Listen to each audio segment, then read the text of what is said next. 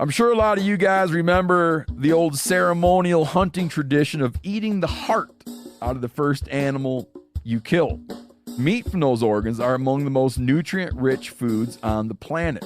You can get those same benefits your ancestors craved via convenient daily capsules from Heart and Soil. Find out more at heartandsoil.co. And remember, use code MeatEater for 10% off your purchase.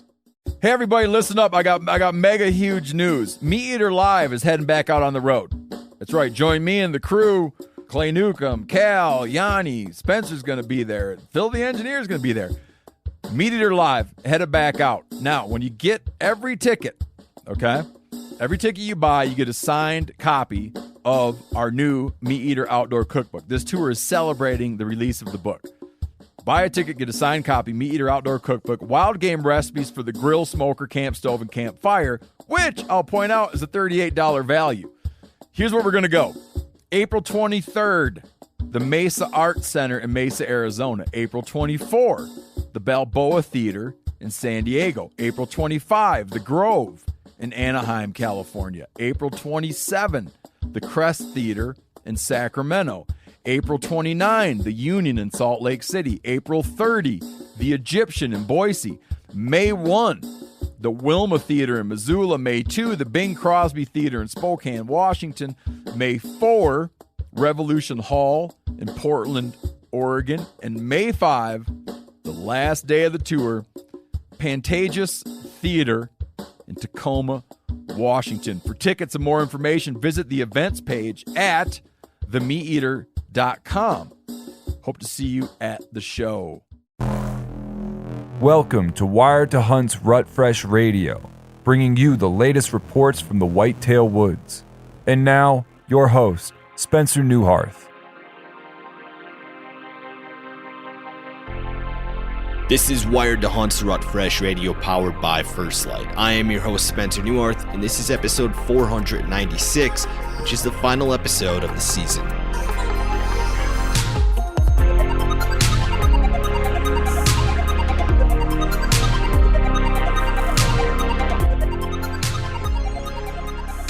Welcome to Wired to Hunt's Rut Fresh Radio. I am your host, Spencer Newharth. This is episode 496. And this week again, we are joined by Mark Kenyon, who, for maybe the first time all season, has back-to-back buck movement reports from his home state of Michigan. So, Mark, tell us about what you were seeing in Michigan over the last week. Yeah, well, let's see here. I was out Saturday mentoring a new hunter, and then Sunday night I went out on my own, and then Monday night I was scouting. I just glassed, and in general, pretty darn good movement. We have decently cold temperatures, not super frigid cold, but kind of around average, I guess. It's been in the 30s. And that was last week. This is following last week when we had like 50-degree temperatures. So a few days after the front moved through was when I was hunting 30-degree-ish temperatures. And the night on the back 40 when I was mentoring a new hunter, we had like 10 or 11 deer come out and feed out in front of us that last hour of daylight. So pretty good daylight, end of the night type movement that you could expect. The next day I was hunting on my own, going out with a bow on one of my local places, trying to get a crack at my target buck here in the last couple days. And while I didn't see him, there was a ton of deer moving. I mean, lots and lots of does came out early. A bunch of young bucks came out, and they were moving a couple hours before dark. They're already on their feet and getting after it out in these cut cornfields. And then last night when I glassed a different area, I was looking at another cut cornfield and a little food plot. And again, similar, tons of deer. I probably saw, 20 to 30 deer maybe that came out feeding. And that included 5-6 bucks probably, and one of them was a buck that's been on like the maybe list for me. I'm pretty sure a 3-year-old, but a really nice looking 3-year-old. And I watched him come out feeding that cut corn, kind of move into that food plot and just kind of meander around with a group of 4 or 5 other bucks. So the bucks are kind of back in groups. The deer are herded up pretty good now. It's that very standard late season activity. They're moving on cold evenings, going to the best food, and finding places where they feel safe. And I was able to get eyes on a couple spots like that. Unfortunately, didn't see one of my big boys, but good to see deer. Good to get activity. I'd give it like a 7, maybe on a 7. About a 10 scale, I'd say probably. Yeah, and that's the best part about late season is seeing numbers of deer and seeing predictable deer movement, which sounds like exactly what you witnessed in Michigan. Now, yeah, if this were a rut hunting episode, Mark, I would ask you to talk about sort of the pillars of the rut, and then you would say something about bedding and pinch points and finding does and just spending time in the field, right? Well, this is our last episode of the year, but I think for the most part, things are kind of unchanged for these next 3 or 4 weeks if you have a season that goes into mid-January. So, Mark, if somebody is going to be out there for this next month and they're going to be trying to kill a buzzer beater buck, what are some of the pillars of late season whitetail hunting? All right. So if I were to simplify late season hunting down to the absolute very most important pillars of this whole thing, it would be these 3 things. Number 1, find sanctuaries. Find areas where deer have found a safe spot. Basically where deer have gone to avoid hunting pressure. Because that's the biggest thing at this point of year is that deer and bucks especially have been hunted for months on end. These deer are cagey. They're sick of being harassed. They're sick of being hunted. They're sick of being shot at. And right now, deer are going to be in the places where they've been left alone, at least relatively. That's where you're going to find deer right now. If you can get to a spot where they feel safe, you can have really good hunting, even if you don't have the best food in the world even. I think we always assume food is the very most important thing in the late season, and it's going to be my number 2 pillar, so I'm going to mention it. It's very important. But if you have amazing food, but you've been pounding the heck out of it every day, and those deer do not feel safe there, you're not going to see them during daylight. You're not going to get a shot at a buck. So you need to have that safe space. You got to find where these deer feel safe. So you need to either carefully scout to find that spot, or hopefully you know where that kind of spot already is, and you can just wait till the right time to hunt it. Or you can go out there, place cameras, do some long distance scouting, whatever it is, re-find those deer, relocate the deer, determine where it is they've found a sanctuary. There's number 1. Number 2, food. If you can get number 1 and 2 lined up, a safe space and high quality late season food, you have a dynamite setup. Deer are living and dying by their stomachs right now. They need to refuel after the rut. They need to pack on the calories before winter, as we're getting into the heat or the heart of winter. So getting on those best high energy food sources is really going to be key. So deer are going to be flocking to things like corn, like soybeans, like certain late season food plots like brassicas. If there's red oaks in your area that are still on the ground, red oak acorns are something that stick around a lot more this time of year. That'll be something deer keying in on if they don't have something like agricultural fields. Find what that hot food source is now and know that that's going to really dictate the movement patterns of deer. Deer aren't going to be cruising now. They're not going to be going and checking bedding areas. They're not going to be running through pinch points. All they're going to do is navigate from their safe bedding to their safe food and move as little as possible between those 2 places because they're trying to preserve energy. They don't want to use any more energy than necessary right now because stuff's going to get cold, nasty, and tough to survive in these coming weeks and months. So they're all about efficiency. From now through March, deer are all about efficiency. Give me food, give me safety, move as little as possible in between. So find the sanctuary, find the food, and finally, the 3rd pillar is timing your hunt right. And really that's mostly related to weather. If you've got that icy, crazy cold, frigid temperature kind of day that comes through, talking much colder than average for your area. For me here in Michigan, that's, give me single digits or below 0 digits. And that's going to get those deer on their feet earlier than usual, especially that big mature buck that's maybe been nocturnal all the last 3, 4, 5 weeks. That will be the thing that'll get him on his feet moving in daylight that evening. So if I've got those frigid temperatures, I love that. If I've got the big snowstorm that pushes through, the wind and the snow blows through, big blizzard, and now the day after, when the weather has cleared, it's cold, there's 6 inches of new snow on the ground, and now it's like a high-pressure bluebird day. I love a day like that too. So those are the kinds of days when you'll have that extra special movement in those sanctuary food type areas. So if you're just trying to kill a doe or a young buck, you don't need to wait for that weather. you can get out there on most days in a safe, good food source area and be able to kill a deer. But if you're trying to kill that 1 5-year-old or that whatever it is, those special weather days will usually be the trick to get them moving just a little bit earlier. So those are my 3 pillars. Give me a sanctuary, give me the best late season high energy food, and give me a really nice cold or fresh snowy day. And I'm going to be feeling really good about my late season chances. I like it, Mark. And if you already have your tags filled, but you have a season that is open this late or even later, I think there's a lot of value in just scouting this time of year and putting together a plan for next year, because maybe you won't have a tag filled come this point next year. And historical patterns can be really predictable in late December and early January. It's almost like the least surprising places you see deer in the late season, and that's going to happen year after year after year.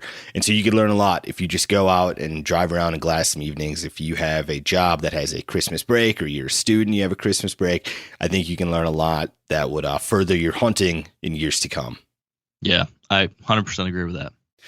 Who else we're going to hear from this week is Seth Trokey in Illinois, Jacob Myers in Alabama, Brett Joy in New Hampshire, and then Caleb Combs in Oklahoma. And again, Mark, this is our final episode of this season of Rut Fresh Radio, and I imagine we'll have a recap episode, but either way, we will talk to you again next year.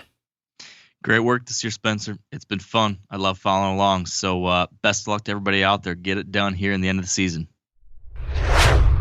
All right, and joining us on the line first is Seth Trokey in Illinois from Backcountry Hunters and Anglers. Now, Seth, in Illinois, what would you say the buck activity has been lately on a scale of 1 to 10?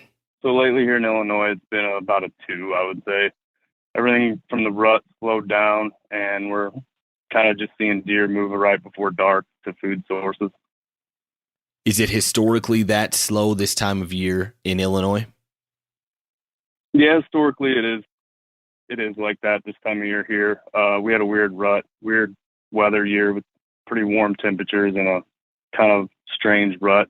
It was short where I was at, and we didn't see too much like heavy chasing, stuff like that. But yeah, this time of year, they're going to be hitting the food usually right before dark. And what are those food sources that are relevant for deer hunters in that part of the country? So definitely right now, especially where I'm at, Illinois, they're hitting the cut cornfields that haven't been disked over, usually right before dark. And then if you have any acorns or anything like that, you might see a few in a cut bean field if there's any left, but just ag fields and normal stuff for this time of year around here. Have you been seeing any secondary rutting activity in Illinois this December? I guess early on December a little bit. The does that weren't bred, we're still getting the bucks out and about a little bit. But right now, I think the rut's done for. What kind of a shift in bedding do you notice when we get into late season in the Midwest? So noticing my trail cameras and just observing deer being out and about, I've noticed that it's totally changed. They're bedding closer to the food where they don't have to move much. It's been really windy too this season, so they've been bedding on like the side of the slopes where the wind's not hitting in the sun, south-facing slopes mostly. But yeah, that's what they're doing now. You mentioned they'd be running some trail cameras right now. Where do you want those located as we get into late December? So right now I'm putting my cameras on food and intersecting trails near the food so I can kind of see what made it through gun season and what's still out there. Kind of watching for when they're going to start dropping antlers and stuff so I can get out there and take inventory on shed. Going forward then in this next week or so, what do you think that buck activity is going to be on a scale of 1 to 10 in Illinois? I'm going to say it's still going to be a 2, maybe a 1, but yeah, the rut activity is pretty much, I would say, over. You might get lucky and catch them going to food, but that's your best bet. All right, Seth, good luck with what's left of your season. Thanks for joining me. Thank you. All right, and joining us on the line next is Jacob Myers in Alabama from the Southern Outdoorsman. Now, Jacob, in Alabama, what would you say the buck activity has been lately on a scale of 1 to 10? That's been a strong 7 so far in the season, especially where we're at here, kind of coming in from central Alabama. Something very specific about Alabama with the restocking that happened back here in the 1900s. We have 6 different peak breeding days throughout the season based off different regions in the state. And where we're at right now, that peak breeding happened based off the fetal measurements and testing the biologists have done between December 14th through the 17th is the peak breeding days. And right now, we're starting to get back a little more of a higher kick up with some of these bigger bucks on their feet. It's a really good time of the year to be killing some good deer. But it's exciting. Killed my buck. I killed a 5.5-year-old last Friday. And he was fighting off a couple bucks while he was on top of a doe. So it's a great time of the year to be in the season or be out in the woods right now in Alabama. So for most of the state, what do you expect to be seeing for sign making right now? Sign making is kind of slowed down. It will pick up. Scrapes will pick up a little bit more the next few days. Currently right now, scrapes are still being somewhat abandoned. Of course, rubs too. But it's a great time of the year to be start targeting back on those scrapes, especially those scrapes right now that we've been finding inside some of this thick security cover. One thing special about Alabama, we have a very long gun season, which can be, kind of hard on the deer. So the deer really do dive into these thickets, especially these does too, to try to get away from these bucks. So those scrapes inside that thick cover can be excellent right now, especially for running trail cameras, but also something that you'll see popping up a little bit more and hot and heavy over the next few days. In December in that part of the country, what food sources are relevant? Food sources. So if you can find some red oak still on the ground, it's still going to be awesome right now. It's been pretty hit or miss right now. They cleaned up all the oaks earlier in the season, it seems like, from what I was finding. But a lot of browse. We don't have very harsh winters down here, of course, being this far south. But again, the browse, a lot of greenbrier and everything else is still going to be very relative all the way through the end of the season. So any of that really thick security cover or these clear cuts are just going to have that browse that the does are going to be feeding in, and that's where you're going to find the bucks. Where do you want to be running your trail cameras in late December in Alabama? On a scrape in a thicket, without a doubt. We're getting some awesome footage right now, running some cell cameras and some thick security bedding on some primary scrapes. And it's been pretty awesome. This first year using cell cameras, so kind of keying in when these deer or especially these bucks are really hitting those scrapes and the doe groups coming through that thicket. So definitely, putting a cell camera, putting a camera inside some of that thick security cover on a scrape is going to be very, important for you. Or if you're hunting some private land, we hunt a lot public. If you're hunting private land, if you have a really good destination food source, maybe like a really good food plot that just isn't getting hit very hard by hunting pressure, that might be a really good place, especially with a buck trying to check those right now at this time of the season. When you have bucks rutting in Alabama in late December, what does the ideal morning setup look like for you? And then what does the ideal evening setup look like?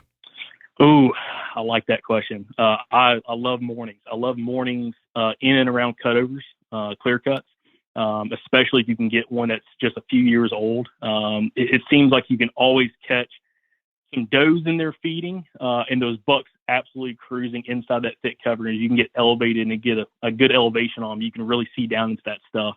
So that's a fantastic morning spot. And then in the afternoons, getting still around some of those thickets, whether it's 5-6 year old pines that's been replanted or just a really thick cutover again in the evenings, and setting up where you're going to have some bucks cruising those edges and also some of those exit trails. The does are coming out of that stuff, going down into the bottoms and feeding. Are you doing any calling or decoying this time of year? Negative on the decoying, a little bit with the calling. Again, mixed results. I've talked to some individuals, one named Richard Fott, having a ton of success using grunts this time of the year, your tending grunts really. But again, very hit or miss based off, kind of where you're at. So something I personally don't use a whole bunch, but I know guys that do have success this time of year in Alabama calling. When you have the southern rut happening and say you have a really warm stretch of weather roll in, how do you combat that? Are there any specific spots that you want to be hunting if you have some really warm days this time of year? I'll say this, these southern deer are fairly used to it. It's not going to come down like, focusing on water. We have water everywhere. Every drainage is going to have water, so that's never a factor. But really it kind of comes more down to positioning. Of course, those does are going to still be in that thick cover. And really a lot of the stuff that we do, we try to target the thickest cover we can find. because right now those don't want to be harassed by the bucks. They're in that stuff trying to get away from them, and those bucks are always on those edges, popping out of it and really trying to cover ground and cut trails. So I'll say this: when I shot my buck last Friday, it was 65 degrees. I was hunting in pretty much just a t-shirt. Following day was 72 degrees, and I was hunting in just a t-shirt. So, it's one of those things you can't really help that down here, but definitely when we have a temperature swing like we had today, and especially over this next week, you're going to see a lot of really good movement, especially later on in the day. Going forward then this next week or so, what do you think the buck activity is going to be on a scale of 1 to 10 in Alabama? In Alabama, I'm going to say unless you're in the very southern part of the state, it's going to be pretty fantastic. I'd say probably close to an 8, if not maybe higher. Definitely, if you can get out, if you're in Alabama, you can get out and hunt this week. You have a very good chance, especially central part of the state, to be able to kill one of your bigger and better bucks. Again, these bucks are back on their feet looking for, whichever doe's still about to come to heat before we get to that secondary rut, which we do have a very strong secondary rut around here based off the deer population. So again, it's just now getting good in Alabama. We got a long season ahead of us. So it's time to finally buckle down and get after them. All right, Jacob, congrats on your success so far and good luck with the rest of your season. Thanks for joining me. Thank you, Spencer. All right, and joining us on the line next is Brett Joy in New Hampshire from the Just Hunt Club. Now, Brett, in New Hampshire, what would you say the buck activity has been lately on a scale of 1 to 10? Hey, Spencer. I'd say it's been probably a 6 or 7. It's been, I'd say, above average, which is good. I think it's probably tapered off a bit from the rut, obviously, which we're nearly a month removed from now. But it seems like it's kind of hit or miss, but movement can be really good if you've found an area that's relatively low pressure, if you have a quality food source, if you have some good weather, which we've seen kind of flashes of in the last week or so, or if you get that second rut activity, which seems to be a pretty real thing in the East that I see more and more of. I don't know if I see more and more of it every year, but I become more and more aware of it, if that makes sense. What is a quality food source in one of the New England states this time of year? Man, we're such a diverse area. Obviously, New Hampshire is the state that I focus on. We're unfortunately closed, but that could be acorns. At this point in the year, it could be an old apple orchard or a working apple orchard. Could be, browse and a cut. I actually had a hunt last week where I hit a buck high, a mature buck, but that was over a food plot. So if you have the ability to plant that, that's in New Hampshire. It could be, I was in Ohio over the weekend. That could be beans, corn, food plot there. It could be bait. It could be, whatever. So it really is pretty diverse in the eastern half of the country. But I think being able to identify that food source and then confirm the deer using it is going to be super helpful for you.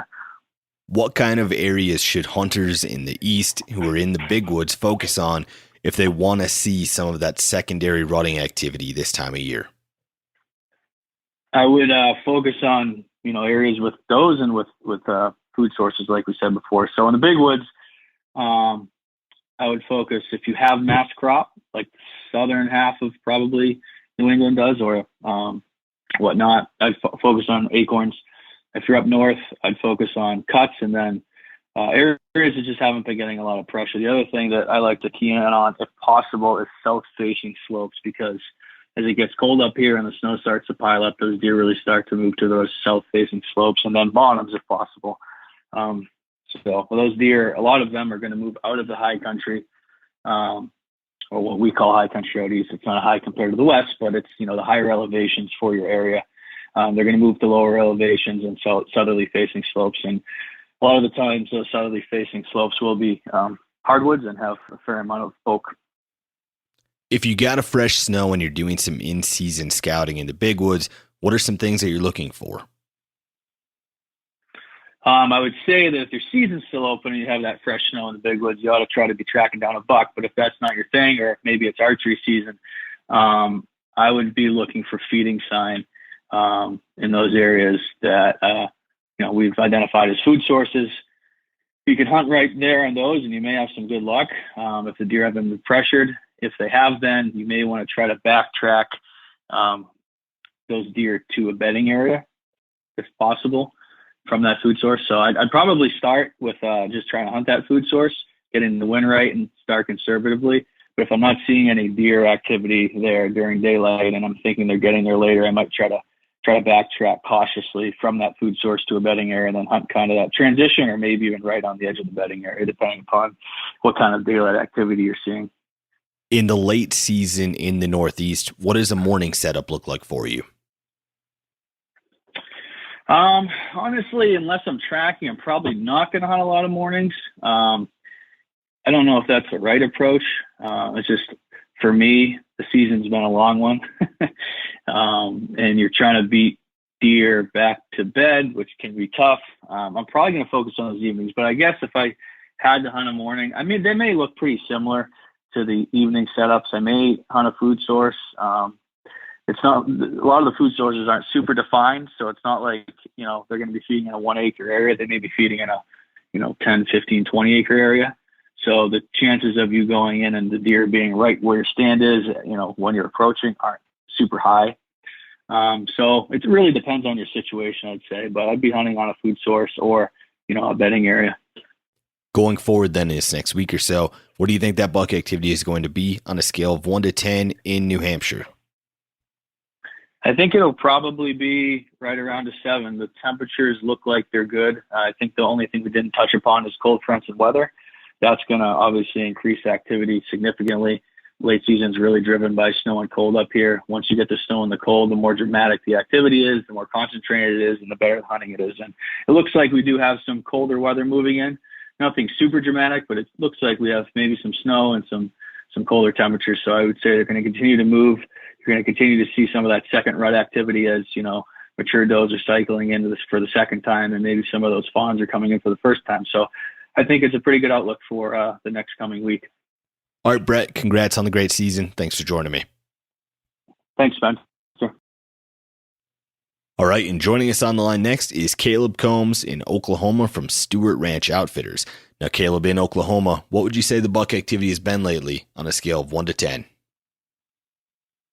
I would say it's been about a 7, but that's only because I'm always optimistic about late season. It's my favorite time of year to hunt. So I still have it high. You can get it done. I've seen a lot of bucks in the recent trips I've taken lately during daylight hours. I know on camera they're still moving, but I'd have it higher. Like usually late season, I'd have it like a 9. Just the weather's been terrible.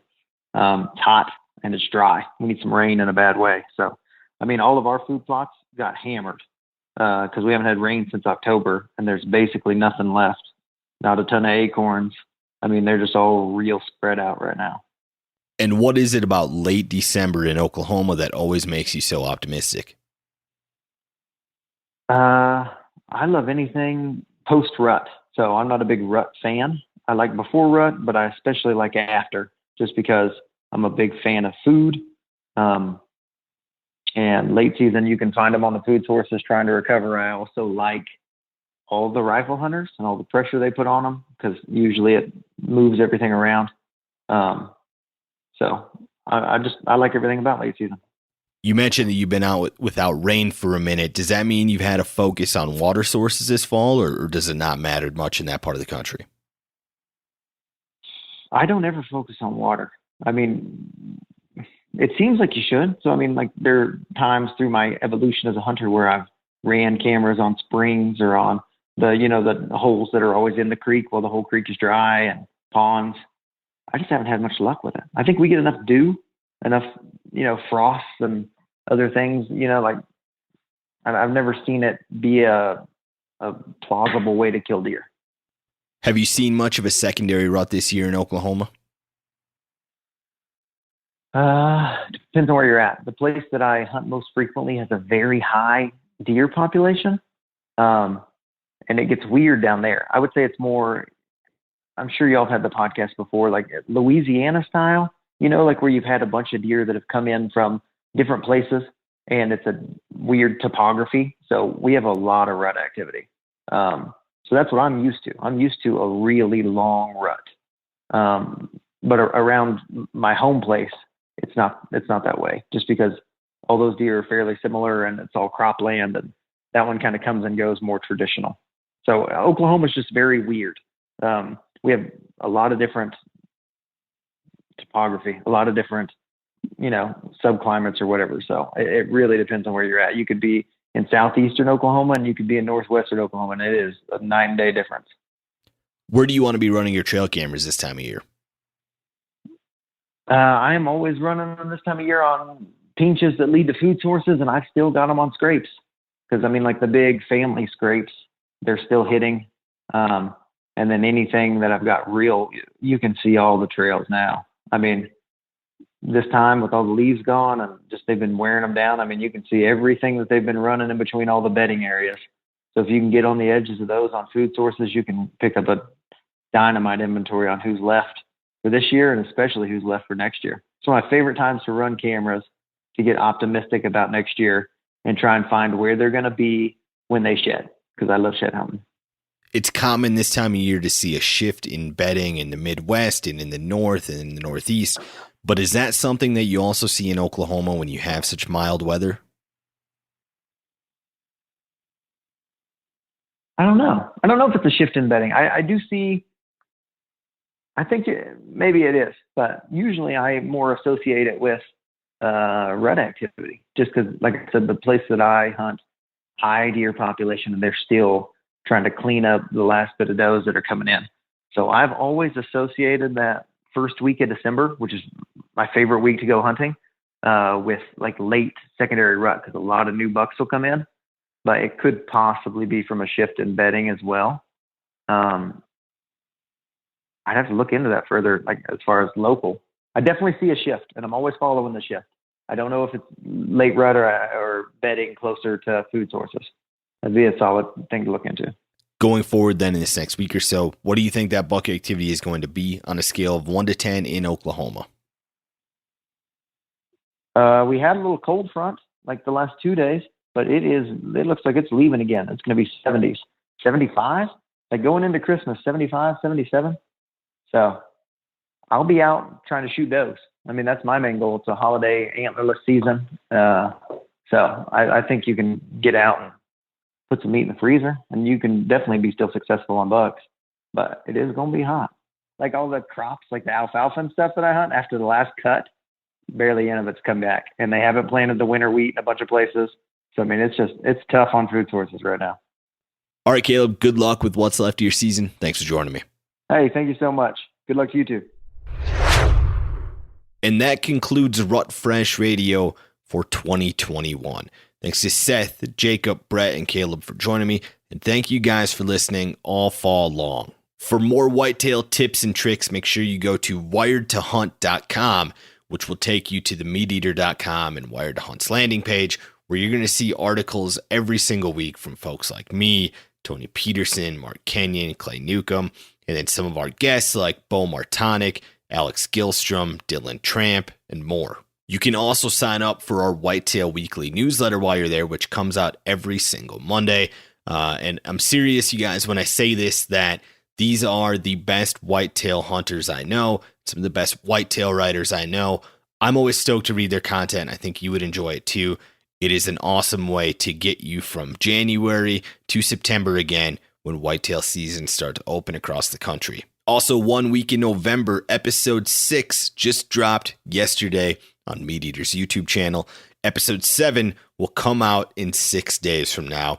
Both of them are action-packed. You're not going to want to miss what happens in our last 2 episodes of the series. And thank you again for listening to Rut Fresh Radio. I really enjoy making these, and I wouldn't do it if we didn't have folks listening and giving great feedback. So I really appreciate everyone who tunes into the podcast every single week. Everyone who downloads and subscribes and listens to these shows makes it all possible. If you want to follow along with what's left of my whitetail season, go follow me on Instagram at Spencer Newharth, and I will talk to you in 2022. And until then, stay wired to hunt.